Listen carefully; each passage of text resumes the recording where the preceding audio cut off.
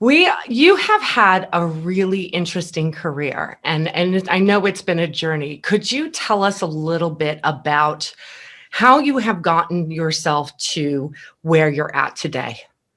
In 5 words or less. No, I'm kidding. That's really easy. Um, well, I am from a family of hairstylists, actually. So my hair journey started actually at like the tender age of 8. So I've been braiding hair on my grandma's porch since then. Um, Within that time frame, I actually went to hair school 3 times. I quit Okay. twice. Yes, I did. I got very the first time it was just like, oh no, I'm not gonna do this. You know, you have one of those situations where you're making more money at home and school just wasn't doing it for me. So I got up to almost 1,000 hours and quit. Yes, No. I did. I quit. And then a second time, I went back and pretty much same thing. I didn't even do 800 hours. And the third time, I'm like, you know what? So I went on and finished top of my class.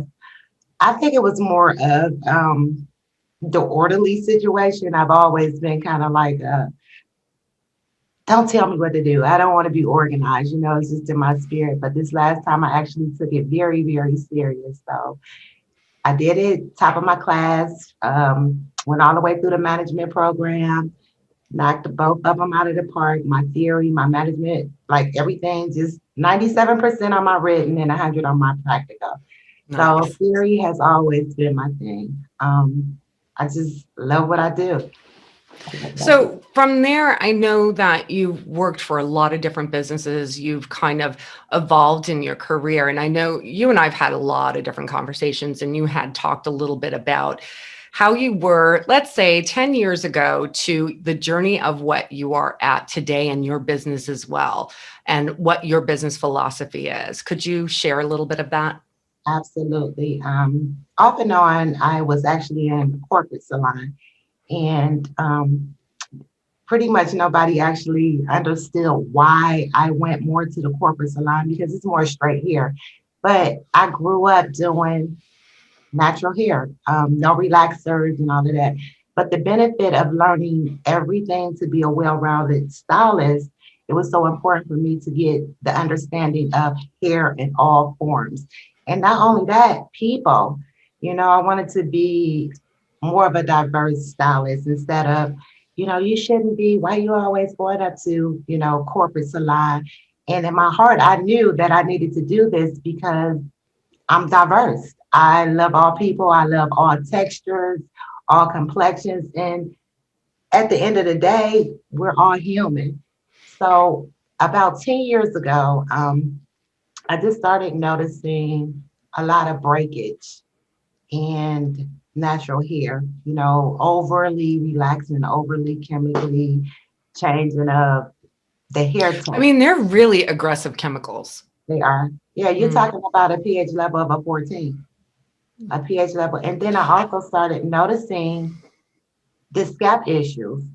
You know, a lot of the clients and I just really, really got back into the theory, and it was kind of hard, you know, to convince somebody to transition or cut their hair off because we're society says that beauty comes from straight long hair. Yeah. So just to actually sit down and have a conversation, and the first thing I did was I cut my hair off. So I actually cut all of the relaxer off. I had a fade with brush waves, and everybody Do you was, find that was a difficult journey? I mean, especially when you're used to doing something all the time, and this is what society is saying that you need to do. Did you find it at the time difficult to just be like, screw it, I'm just going to cut it all off and let's see what happens? I'm more of a rebel. I'm more of a rebel. I come from a very strong background of beautiful rebel women, and we don't care. You know, society, like everything I've always done has always been the opposite of what society says I need to do. So doing that, I felt free. And Mm. that attracted a lot of other women. You know, everybody wanted to cut their hair off. So It's like giving someone permission to kind of look at themselves in another way. Absolutely. And that was the whole thing. Sometimes you have to get bare naked. You have to get naked and you just have to let it all go and you have to be free.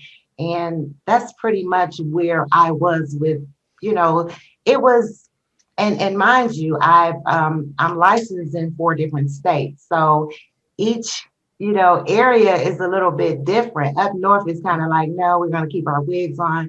And here I found in the last 5 years, it's been a little bit different.